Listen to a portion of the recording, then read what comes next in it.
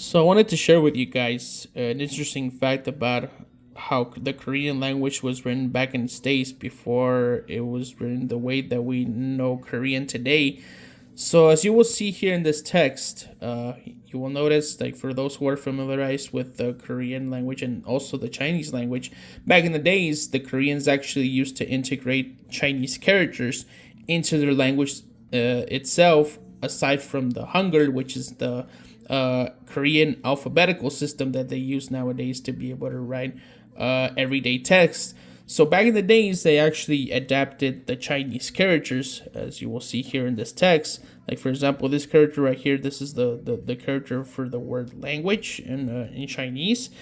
But due to its to complexity, to the Chinese alphabet complexity that exists within the language itself, the Chinese language itself, which consists of more than 10,000 characters within the Chinese language in itself. So hence is the reason why Koreans eventually decided to just transition from using the Hangul and the Chinese characters to just using the Hangul itself, which is the Korean alphabetical system that we know today, which is much easier to read, than as compared to how it was back in the days. So hence is the reason why they transitioned from writing their language from this to this. So which is way more easier, as you will be able to tell for those who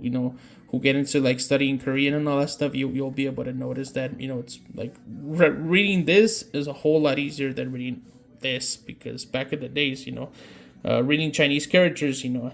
for those of you who are familiar with the Chinese language, it's a very tough alphabet to read, So like for those people who are familiarized with the Chinese language, so hence is the reason why they transition from reading this text